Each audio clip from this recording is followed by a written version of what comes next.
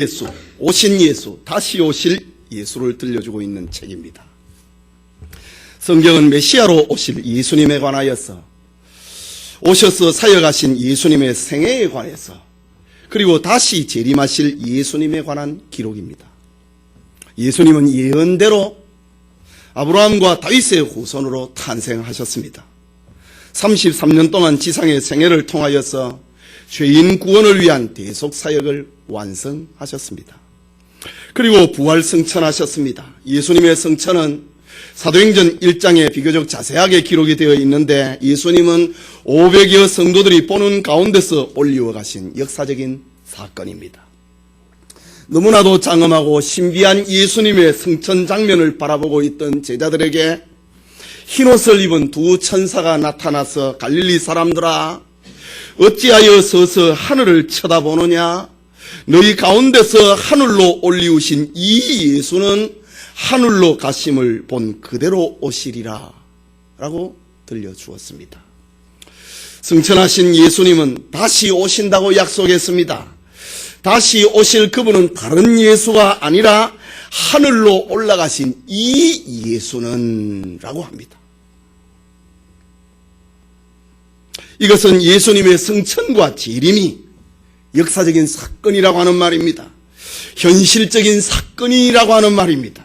불변의 사건이라고 하는 것을 알려주기 위해서 올리우심을 받은 이 예수는 본 그대로 오실 것이라 라고 말씀하셨습니다.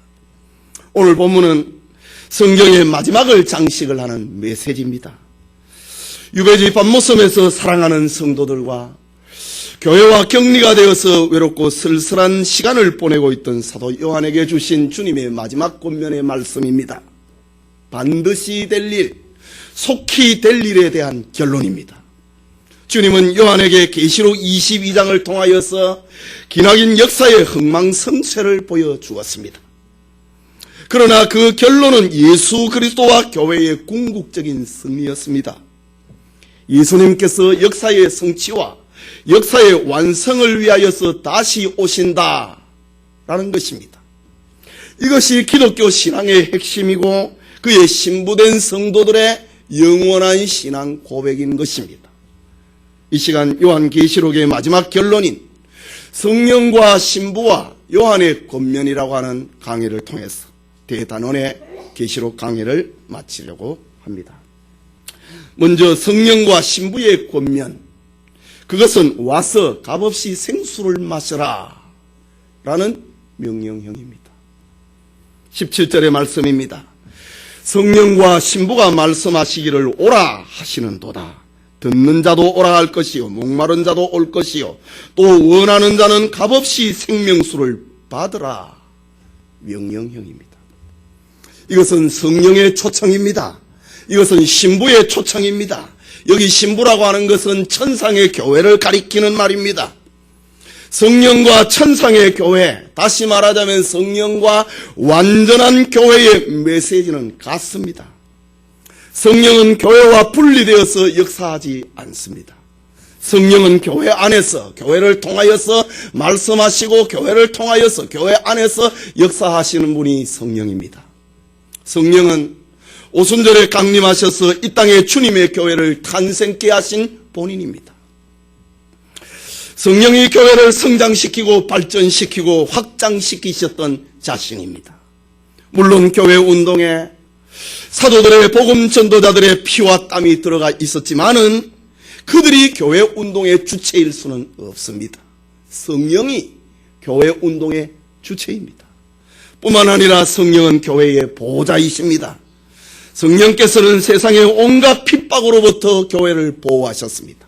만일 유대계의 위협으로부터, 로마 제국의 박해로부터 교회가 스스로 방어했다면 교회는 지구상에서 사라져버리고 말았을 것입니다. 그러나 성령께서 교회를 지키시고 성령께서 보호하셨기 때문에 교회는 유대교를 뛰어넘었고 교회는 로마 제국을 정복할 수 있었던 것입니다. 그 성령께서 지금도 우리를, 교회를 떠나지 않습니다. 성령은 교회가 받는 박해의 현장 가운데 함께 하십니다. 세상 끝날까지 함께 하겠다고 했습니다. 이런 의미에서 교회의 주체는, 교회의 주관자는 바로 예수님이요 성령이신 것입니다.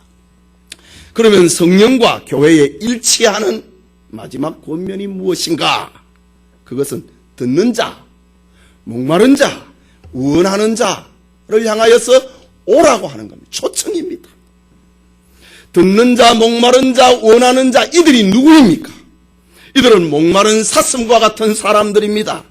이들은 영적 풍요를 원하고 있는 사모하는 사람들입니다.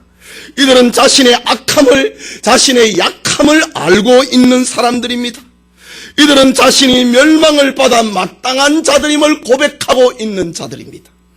그럼에도 저들은 부름받았다고 하는 것에 감사하는 자들입니다. 그것이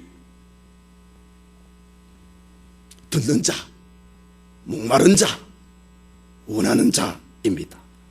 이들을 향하여서 성령과 교회가 권면하기를 오라, 와서 값없이 생수를 받으라 명령입니다. 이 말은 생수의 값, 생명수의 값, 영생의 값이 이미 지불이 되었으니 이제 믿음으로 너희가 받으라고 하는 말입니다. 주 예수를 믿으라, 그리하면 너희가 구원을 얻으리라 한 것처럼 영생의 값이 지불이 되었으니, 생수의 값이 지불이 되었으니 너희들은 오라. 연약한 자, 목마른 자, 자신의 약함을 아는 자, 영벌받아야 마땅함을 고백을 하는 자, 그럼에도 부름받았다고 하는 사실 앞에 감사하는 자, 저들을 향하여서 생명수의 값이 지불이 되었으니 오라, 와서 생명수를 받으라, 믿으라, 먹으라 라는 말입니다. 오직 은혜로 받는 것입니다. 이것은 신구약 성경 66권의 주제입니다. 바벨론 같은 세상에서, 무너져버릴 바벨론 세상에서 고군분투하고 있는 성도들에게 주시는 한없는 은총, 오라, 받으라, 믿으라, 먹으라. 값을 다 주님이 지불을 해 놓았다. 성령께서 들려주신 말씀, 성령께서 그리고 천상의 완전한 교회가 지상의 교회를 향하여서 들려주고 있는 말씀, 생명의 값, 생명수의 값, 영생의 값이 지불이 되었으니 오라, 와서 값없이 마시라 라고 합니다. 예수님께서는 지상에 계실 때에 말씀하셨습니다. 누구든지 목마르거든 내게로 와서 마시라. 나를 믿는 자는 성경의 이름과 같이 그 배에서 생수의 강이 흘러나리라. 나를 믿는 자, 오라, 값없이 생수를 마시라. 믿는 거라는 말입니다. 이사야 선지자도 예언을 하기를 돈 없이 값없이 생명의 포도주와 젖을 사라 라고 했습니다. 요한복음 4장을 보면은 날이면 날마다 야곱의 우물을 찾아가서 물을 기르다가 마시는 지친 한 여자가 등장합니다. 그는 어둡고 추한 과거 때문에 남의 눈을 피하여서 살아가는 사마리아 여자였습니다. 그래서 남들이 물을 기르러 오지 아니하는 한낮의 시간을 이용을 해서 사람의 눈을 피하여서 뜨거운 태양빛 가운데서 물을 기르러 오가곤 했던 여자입니다. 그러던 어느 날 그는 물을 기르러 왔다가 야곱의 우물가에서 앉아 계시는 주님을 만나게 됩니다. 주님과 이 사마리아 여자와의 대화가 시작이 되었습니다. 주님은 물 기르러 온 여자에게 이 물을 먹는 자마다 다시 목마려니와 내가 주는 물을 먹는 자는 영원히 목마르지 아니하리니 나의 주는 물은 그 속에서 영생하도록 솟아나는 샘물이 되리라 라고 말을 합니다. 그러자 이 여자는 그런 물이 있습니까? 이런 물을 내게 주사 목마르지도 않고 또 여기 물 기르러 오지도 않도록 해 주십시오 라고 사마리아 여자가 예수님께 간청했습니다. 이때 예수님께서 말씀하십니다. 네게 말하는 내가 그러라 라고 말합니다. 그날 그 여인은 우물가에서 영원한 생수이신 예수님을 만났습니다. 영생의 축복을 체험을 하게 된 것입니다. 여러분, 돈을 주고 사 먹어도 갈증이 나고 오염이 되어 있는 것이 세상의 물입니다. 명예의 물입니다. 재물의 물입니다. 쾌락의 물입니다. 건강의 물입니다. 세상 성공의 물입니다. 그렇게 노력을 하고 그렇게 투자를 하고 마시는 것이지만은 만족이 없습니다. 그러나 주님이 주시는 생명수는 세상의 것과 같지 않습니다.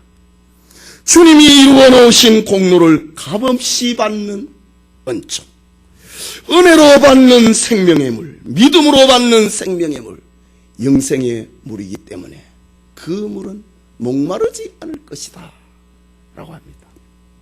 성령과 천상의 완전한 교회는 성도들에게 권면합니다. 지상의 교회들에게 권면하고 있습니다. 듣는 자, 목마른 자, 원하는 자 오라. 자기가 죄인이라고 고백을 하는 사람, 자기가 목마르다고 생각을 하는 사람 오라고 합니다. 마치 주님께서 수고하고 무거운 짐진 자들아 다 내게로 오라, 내가 너희를 쉬게 하리라라고 하는 그 말씀처럼 성령과 천상의 교회가 이 땅의 교회를 향하여서 오라. 목마른 자 오라.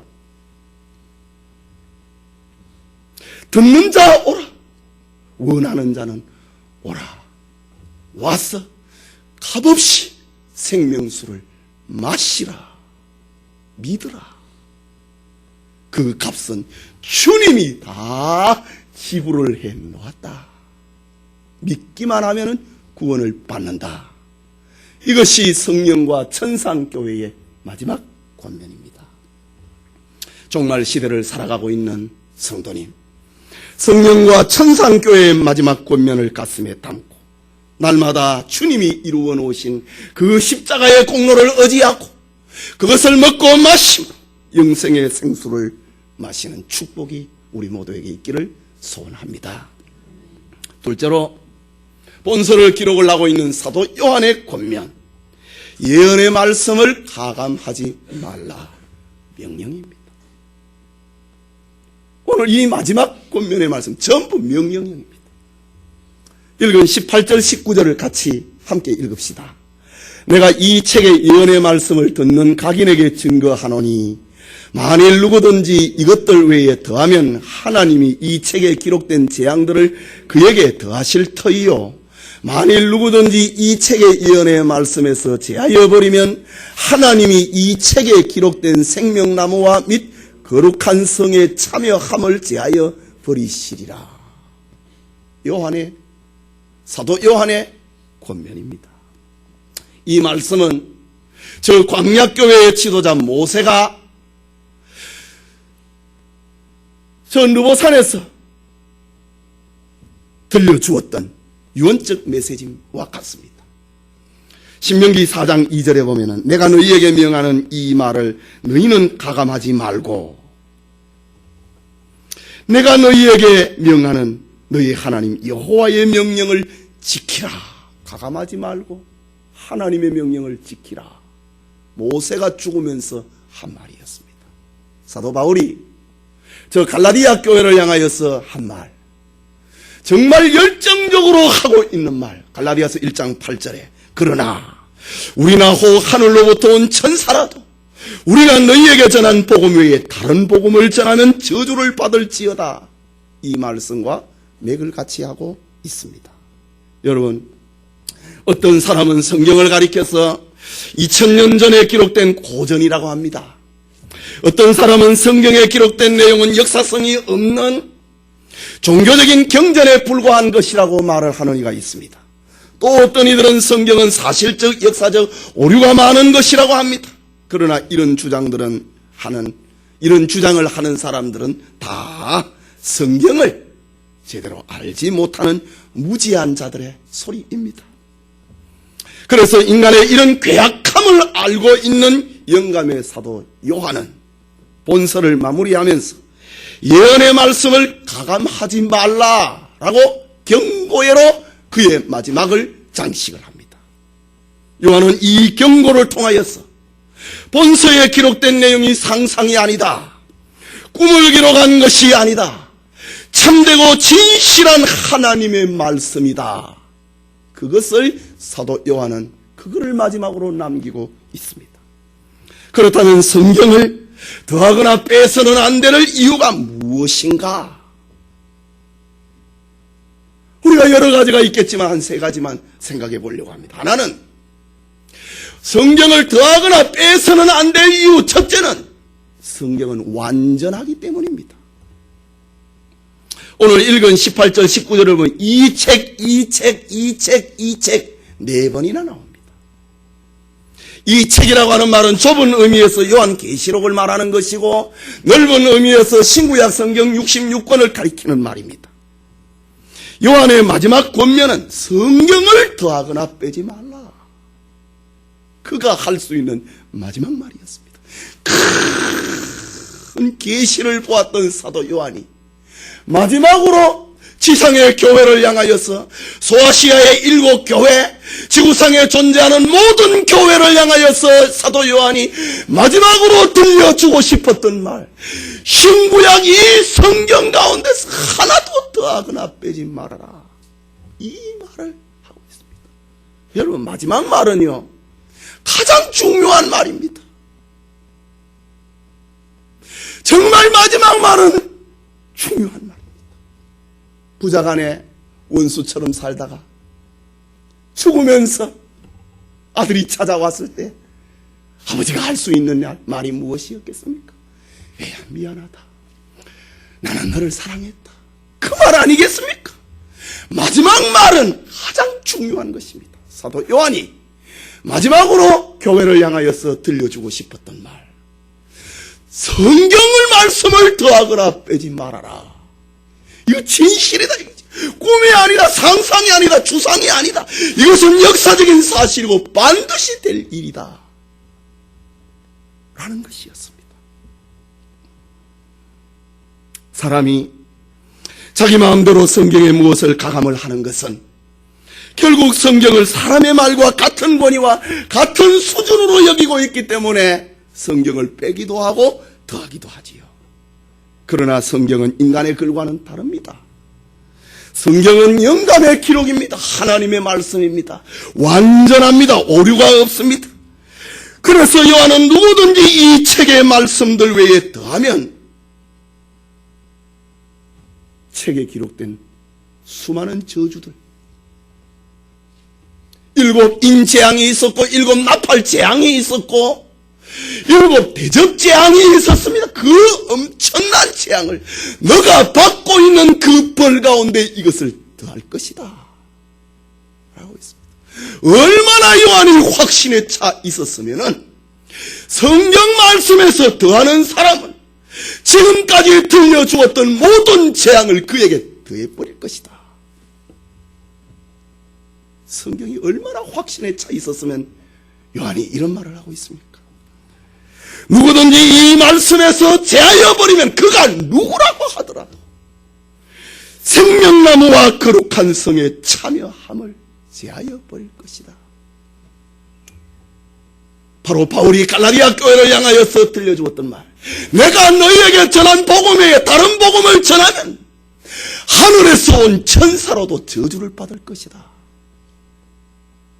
복음의 확실성, 복음의 진실성, 복음의 사실성이 바울로 하여금 영감의 메시지를 전하게 하였던 것입니다. 사도 요한도 그가 마지막으로 계시록 1장에서 22장까지 기록을 하였던 요한이 마지막으로 교회에 들려주고 싶었던 말, 성경을 더하거나 빼지 말아라. 이유는 성경은 완전하기 때문이다. 또 하나의 이유는 성경은 독자적인 신임성을 가지고 있기 때문입니다. 이 말 좀 신학적인 말인데, 독자적인 신임성, 이거는 누가 성경이 옳다 해갖고 옳게 되는 게 아니라 세상이 그 누가 인정을 안 해도 성경은 진실로 남아있다 이거죠. 내가 태양이 안 보인다 해도, 태양이 내가 안 보인다 해서 태양이 존재하지 않는 것처럼 내가 안 보이는 거지 태양은 존재하는 것처럼 성경은 독자적인 신임성을 가지고 있기 때문에 더하거나 빼면 안 된다는 것입니다. 성경은 어떤 부분에 있어서 인간의 이성과 과학과 역사적으로 증명을 하지 못하고 이해하지 못하는 부분이 있습니다. 하지만 성경은 그 누군가에 의존을 하지 않고 성경은 스스로 참됨을 증거합니다. 말하자면 성경은 인간이 진리라고 결정을 하면 진리가 되고 인간이 아니라고 하면 비진리가 되는 것이 아니라는 말입니다. 성경은 스스로 진리임을 증거하고 있기 때문에 더하거나 빼면 안 된다는 겁니다.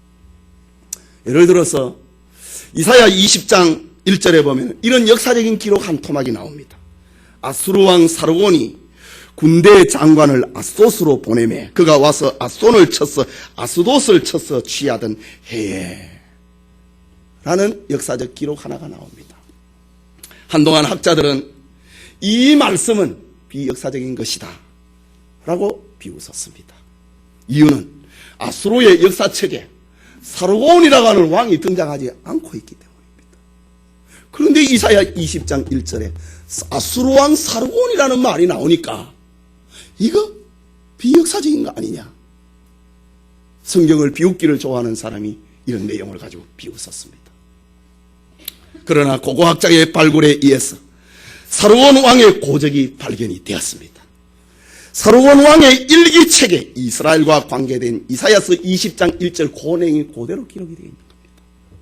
이처럼 성경은 인간의 과학이나 역사나 고고학에 의존을 하지 아니하고 독자적으로 신임성을 가지고 있기 때문에 성경을 더하거나 빼면 안 된다는 말입니다.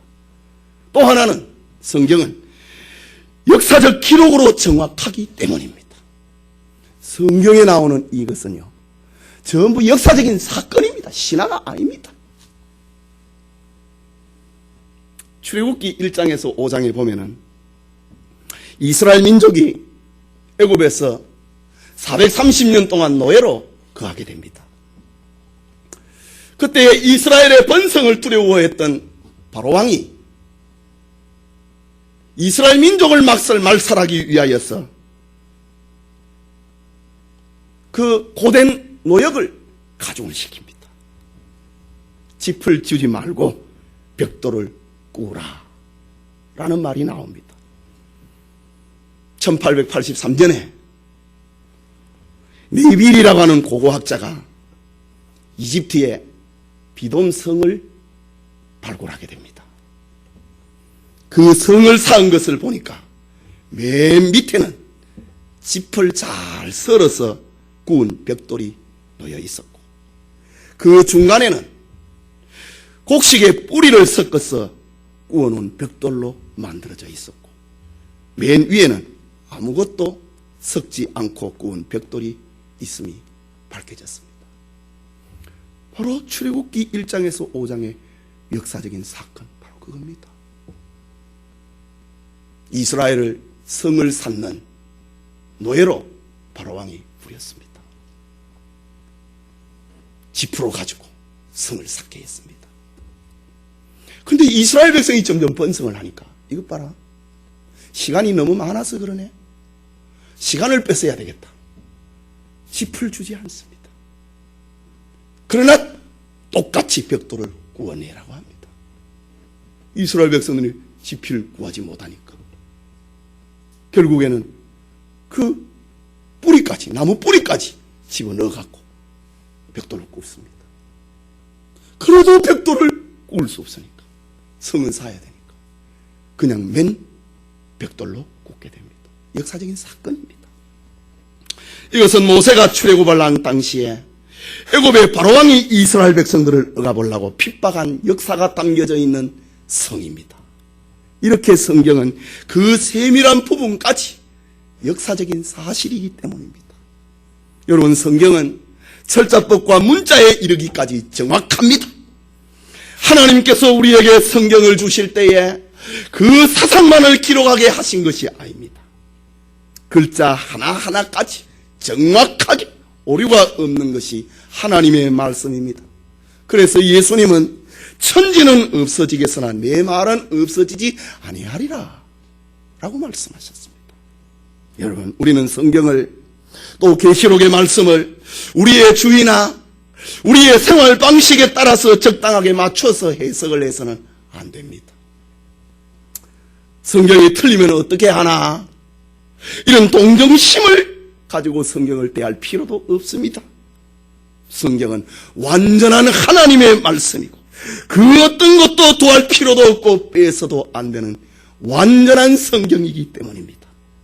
모든 성경은 하나님이 우리의 구원과 우리의 필요를 위해서 주신 생명의 책입니다. 내가 이해되지 않고 나에게 중요하지 않는다 할지라도 그것은 그 누군가에게는 필요한 말씀이고 그 누군가를 예수님에게로 인도한다고 하는 사실을 우리는 알아야 됩니다. 내가 성경을 읽을 때, 여러분이 성경을 읽을 때, 이거는 중요하다. 그건 내한테 중요한 겁니다. 그러나 어떤 사람에 의해서는 내가 중요하게 여기지 않는 것에 대해서 어떤 사람은 거기에 감동을 받고 주님에게로 오게 되는 것입니다. 예를 들어서 우리가 알아들을 수도 없는 낯선 지명들, 우리는 그걸 소홀하게 여깁니다. 그러나 역사를 연구하는 사람들은 이런 지명들을 통하여서 성경은 역사적인 것이구나. 수많은 족보의 이야기, 이게 우리가 읽기에 얼마나 불편하고 거북하고 이해가 잘 안 됩니까? 그러나 이런 족보의 혈통의 관계가 되고 연구하는 사람이 이런 족보 연구를 통하여서 성경은 역사적인 것이구나. 내가 중요하게 여기지 않는다고 그래서 그것을 뒤로 미룬다든가 그렇게 해서는 안 됩니다. 성경은 예수 그리스도에게로 인도하게 하기 위하고 우리를 예수님을 구주로 믿게 하는데 누군가에게 다 필요한 말씀입니다. 이것이 계시를 받아서 본서를 기록한 사도 요한의 마지막 권면이었습니다. 성경에 공연한 상상력을 더해서 가르치거나 내가 이해되지 않는다고 제하고 가르치는 것이 얼마나 위험한 것인가를 경고하고 있는 말입니다. 그렇다면 우리는 진리의 말씀인 성경 앞에서 겸손한 마음으로 믿고 그것을 행하고 그것을 전해야 됩니다. 그가 바로 복 있는 사람입니다. 예언의 말씀을 읽는 자, 듣는 자, 기록된 것을 행하는 자가 복이 있다고 했지 않습니까? 성경을 더하거나 빼지 말고 그것을 믿고 행하고 전하는 축복이 우리에게 있기를 소원합니다. 마지막으로 최후 결론, 속히 오실 주님께 아멘. 한번 따라해 볼까요? 속히 오실 주님께 아멘. 이게 안 맞아요. 다시 속히 오실 주님께 아멘. 20절 말씀입니다. 이것들을 증거하신 이가 가라사대 내가 진실로 속히 오리라. 이것은 주님의 마지막 약속입니다. 여기서 오리라 이 말은 현재 시제입니다. 계시록을 강해하면서 몇 차례 말씀을 드렸지만은 이것은 시간을 가리키는 것이 아니라 상태를 나타내는 말입니다. 이것은 주님의 재림이 먼 미래에 어느 날 갑자기 돌발적으로 발생하는 사건이 아니라는 말입니다. 이것은 오늘 우리의 삶이 현재적인 약속이고 현재적인 사실로 인식을 하고 살아야 된다는 말입니다. 내가 진실로 속히 오리라. 현재형입니다. 그 사건을 현재적인 상태로 생각을 하고 이 말을 받아야 된다는 말입니다. 지금 주님의 재림을 예비하지 않는 사람은 결코 주님의 재림 때에 주님의 영접을 받지 못한다는 말입니다. 현재의 상태를 말하는 겁니다. 그래서 사도 베드로는 주의 약속은 어떤 이에 더디다고 생각하는 것이 더딘 것이 아니니라. 먼 미래에 있을 거라고 그래 생각하면은 주님의 영접 못 받는다 이 말입니다. 오늘이다, 지금이다, 이런 마음을 가지고 살아야 된다는 말입니다. 요한계시록을 맺는 말은 이렇게 주님이 오신다고 하는 약속으로 가득 차 있습니다. 주님이 다시 오신다고 하는 이 말, 이것은 성도들의 신앙이요, 성도들의 사랑이요, 성도들의 소망의 내용, 그것이 주님이 다시 오신다는 겁니다. 이유는 이것은 주님의 약속이기 때문입니다. 주님의 마지막 약속이 다시 오겠다, 다시 속히 오리라, 내가 진실로 속히 오리라. 이것은 성도들에게만 들려주신 약속이기 때문입니다. 이것은 반드시 성취되고야 말 약속이기 때문입니다. 이것보다 더 좋은 약속이 없기 때문입니다. 이것은 성령이 보증을 하고 있는 약속이기 때문입니다. 20절 말씀을 다시 보면은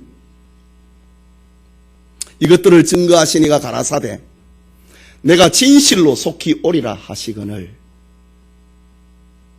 응답입니다. 주님의 말씀 앞에 내가 진실로 속히 오리라, 이 응답 앞에 아멘, 주 예수여 오시옵소서, 다 현재 상태입니다. 여러분들이 이런 마음의 자세를 가지고 살고 있는지를 보시기 바랍니다. 사도 요한은 주님의 이 계시 앞에 아멘, 주 예수여 오시옵소서, 나는 주님 재림 맞이할 준비가 되어 있습니다. 요한은 그런 마음의 자세입니다. 여기 오시옵소서, 이 말은 헬라말로 마라나타 라는 말입니다. 이것은 그리스도의 재림에 대한 성도들의 소망과 그리스도의 주권에 대한 고백입니다. 아멘, 주 예수여 오시옵소서, 마라나타. 여러분, 마라나타 뭐 중장단 이런 거 있지요. 주님의 재림을 나는 지금 맞이할 준비가 되어 있다, 이게 마라나타입니다. 그냥 듣기 좋은 말이 아니고 나는 주님 재림을 맞이할 준비가 되어 있습니다, 이게 마라나타입니다. 이 말씀은 초대교회 그리스도인들에게 가장 많이 했던 저들의 신앙 고백이었습니다. 당시 로마의 박해하에서 고난받던 그리스도인들에게 주님의 재림은 최고의 소망이고 최고의 기쁨이었습니다. 초대교회 성도들의 간절한 바람은 진실로 그렇게 되기를 원한다고는 아멘이라고 하는 단어를 앞에 놓고 아멘, 주 예수여 저는 주님 맞을 준비가 되어 있습니다. 초대교회 신자입니다. 그러니 불 속에도 사자의 밥이 되어도 감당할 수 있었던 것입니다. 여러분, 지금 여러분의 마음과 삶의 현장에서 아멘, 주 예수여 오시옵소서, 이런 준비와 자세, 고백이 되어 있는지를 점검하시기 바랍니다. 참된 재림 신앙은 어쩌면은 박해받는 성도들의 것이라 해도 지나친 말이 아닐 것입니다. 이유는 현실에 안주하는 성도들이 재림 신앙을 갖는다고 하는 것은 너무 어렵습니다.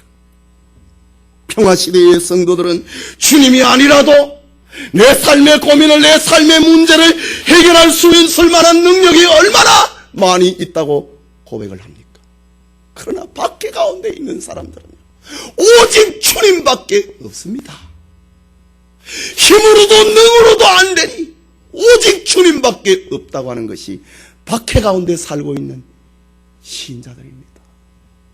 아마 북한의 지하교회 신자들이 한 40만 정도 되는 걸로 추정이 되는데, 지하교회 신자들이 북한에 아마 주님을 맞이할 준비가 되어 있을 것입니다. 우리 이런 거 배워야 됩니다. 평화시대를 살아가는 사람들, 현실에 안주하는 사람들은 정말 이런 신앙을 찾아보기가 그리 쉽지 않을 것입니다. 마치 누가복음의 한 부자의 비유를 예수님이 들려주신 것처럼 말입니다. 누가복음 12장 19절에 보면은 내가 내 영혼에게 이르되 영혼아 여러 해 쓸 물건을 많이 사두었으니 평안히 쉬고 먹고 마시고 즐거워하자 하리라. 오늘의 교인들 가운데 이런 자세로 살고 있는 이들이 얼마나 많이 있습니까? 내가 문제 해결할 수 있다. 내가 권력을 가지고 있다. 내가 재물을 가지고 있다. 내가 건강을 가지고 있다. 내가 여러 해 쓸 물건을 사두었으니 주님을 맞이할 준비가 되겠습니까? 평화시대의 교인, 현실에 안주하고 있는 교인은 세상으로 기울어지기가 얼마나 쉽다고 하는 것을 알려주고 있습니다. 내가 여러 해 쓸 물건을 사두었으니 내 영혼아 평안히 쉬라. 그러니 경각심이 없지요. 그러니 예배의 소중성이 약하지요. 그렇기 때문에 고난이 없는 곳에는 진정한 주님 재림 신앙을 찾기가 어렵다는 것입니다. 여러분, 아멘 주 예수여 오시옵소서, 이 고백이 여러분의 것이 될 수 있기를 바랍니다. 이것은 살아있는 성도의 대답입니다. 깨어있는 신부의 고백입니다. 기름을 등에 채우고 있는 신부의 대답입니다. 그 옷을 더럽히지 않는 성도의 고백입니다. 어린 양의 혼인 기약을 대망하고 있는 자들의 대답입니다. 주님을 향하여 간절히 목맨 성도의 고백입니다. 이것은 끊어질 수 없는 성도의 주님 사랑의 고백. 이것이 아멘 주 예수여 오시옵소서 하는 것입니다. 여러분, 주님은 속히 오셔야 됩니다. 이유는 믿고 기다리는 사람이 많기 때문입니다. 주님은 진실로 속히 와야 됩니다. 이유는 주님의 신실성과 예언 성취의 약속 때문입니다. 주님은 진실로 속히 오셔야 됩니다. 이유는 심판이 있어야 되기 때문입니다. 주님은 진실로 속히 오셔야 됩니다. 이유는 주님이 재림하셔야만 우리가 영광의 몸을 입고 영원한 하나님의 나라에 들어갈 수 있기 때문입니다. 계속해서 본문 21절입니다. 같이 읽읍시다. 주 예수의 은혜가 모든 자들에게 있을지어다. 아멘. 이 말은 성경을 매듭을 짓는 축도문입니다. 사도 바울도 성경을 다 기록을 하고 마지막에 축도문을 넣지요. 예수 그리스도의 은혜와 하나님의 사랑과 성령의 교통하심이 너희 무리와 있을지어다. 고린도후서 13장 13절에 그렇게 기록을 합니다. 그게 바울의 축도문이라고 합니다. 요한의 오늘 축도, 주 예수의 은혜가 모든 자들에게 있을지어다. 아멘. 여기 모든 자라는 말은 일반적인 사람을 가리키는 것이 아닙니다. 앞절에 기록이 되었던 듣는 자, 목마른 자, 나는 족하다고 하지 아니하고 나는 원한다. 나에게는 주님이 필요하다. 나는 주님 없이는 살 수 없다. 원하는 자를 가리킵니다. 이들은 목마른 사슴 같은 사람들입니다. 자신의 악함을 알고 있는 사람들입니다. 자신이 멸망을 받아 마땅하다고 하는 것을 고백하는 자들입니다. 그럼에도 부름을 입었다는 사실에 감사하는 자들입니다. 이들에게 주 예수의 은혜가 있을지어다. 합당한 마지막 축도지 않습니까? 주님만을 사모하고 주님만을 기다리고 주님만이 나의 소망이라고 하는 사람에게, 요한계시록의 마지막 결론, 그런 사람에게 주 예수의 은혜가 있을지어다. 주님을 바라보는 사람에게 주의 은혜가 있기를 원한다. 요한의 마지막 축도문입니다. 성도 여러분, 한 남자가 사업관계로 오랜 기간 먼 길을 떠나게 되었습니다. 그러자 아빠와 헤어지기 싫어하던 그의 어린 아들이 물었습니다.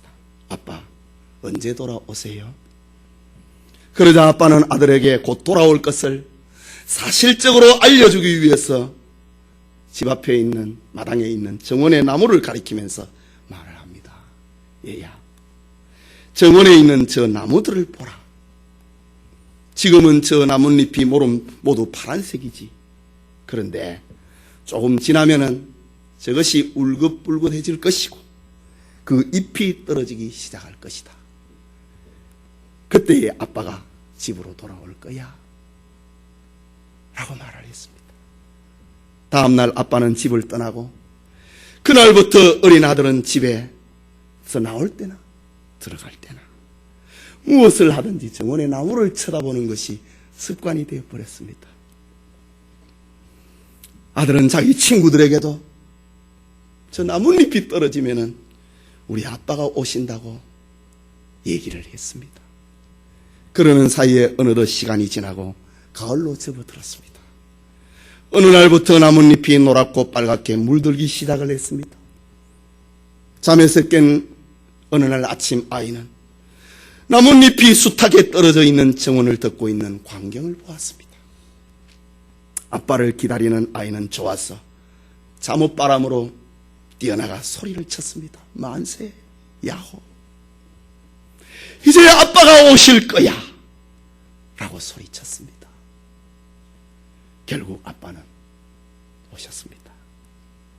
성도님, 우리는 아빠를 기다리는 어린 아이의 소망처럼 다시 오신다고 하는 주님의 약속을 기다려야 됩니다.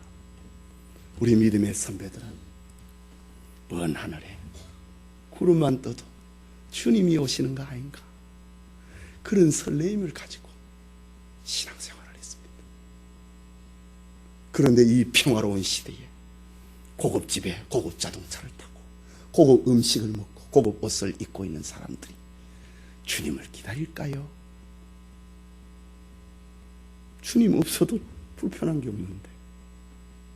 그러나 일제시대에 환란기를 살았던 주기철 목사님이나 손양원 목사님, 먼 하늘에 조각구름만 떠도 주님이 오시는가, 주님 고대가 있지요. 그런 노래를 불렀던 것입니다. 환란시대에 저들의 소망은 주님밖에 없었던 것입니다. 오늘 우리의 시대에도 이런 믿음을 가져야 됩니다.